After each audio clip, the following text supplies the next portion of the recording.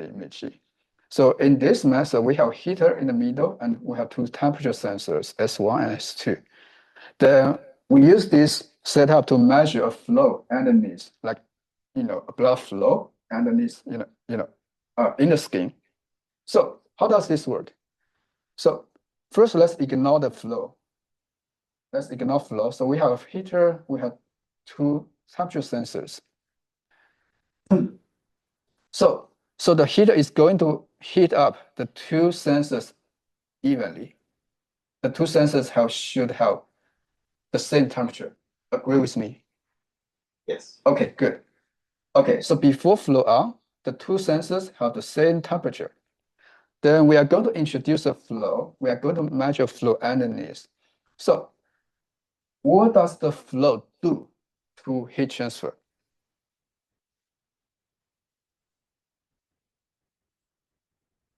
It carries some heat that way. Yeah, it carries some heat that way.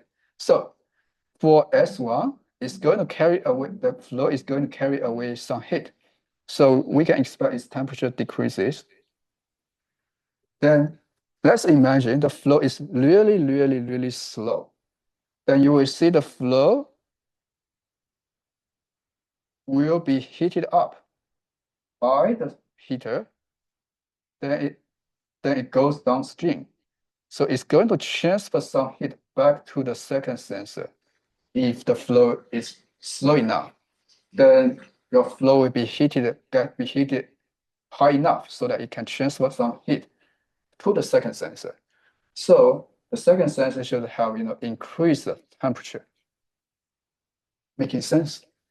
Okay, so if the flow is slow enough, then what if the flow is very fast? It goes really fast. It goes so fast.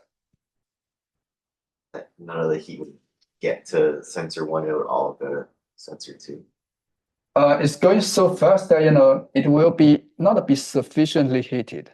Just carry away a little heat. So heat is not going back to your second sensor because it doesn't get heated a lot.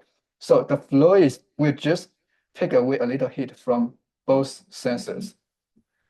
Okay, so that's the second regime. So for low flow velocity, this is the thermal diffusion dominated regime where your temperature difference increases with flow rate. But if the flow gets too fast, it's going to get into this convective cooling regime. So, then, the temperature difference will decrease. So this, and, based on your temperature change, you can infer your flow rate. That's how the thermal calorimetry works to measure flow rate.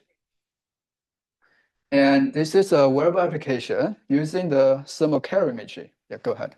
To infer flow rate, wouldn't you have to know what side of that line that you're on to begin with? Yeah, great point. So, the point here is that, in wearable applications or, inside our body, there's typically a predefined range of flow rate. It's not going to be this wide. It will be either on the left side or on the right side. So there's a predefined range. Okay. Okay, so this is a application. So this is a device used to adjust a condition called hydrocephalus. That means fluid buildup in the brain. That's going to increase your cerebral pressure. And to adjust this condition, we often use a shunt to divert fluid to your abdominal cavity. And we want to make sure the shunt works. We want to make sure there's flow in the shunt. So then we have this thermal calorimetry device placed directly above your shunt. You will see with the flow, with the shunt on, the temperature change is large. Then without flow, there's a zero flow, then, the temperature difference will be close to zero. So that's a way for you to assess your shunt function. Okay, then the second method is called time of flight. Time of flat. Basically, there's a heater, then there's a sensor, and typically there are two sensors actually. There's a heater, then there are two sensors downstream. So if the flow is low enough, the heater is going to heat up the flow. The flow, goes downstream, detected by the first sensor, then detected by the second sensor. So by measuring the time between the two peaks, you will know how fast the flow is. That's called the time of flight. You look at, the time between the two peaks measured by the two sensors, you will know how fast the flow is. But this method is suitable only for low flow rates where thermal diffusion is significant. It doesn't work, it doesn't work, it doesn't work in the convective cooling scenario. All right, so that's all that I want to introduce today. That's the theory part. There's a little bit about electronics. So, we are going to use NTC. Our NTC is a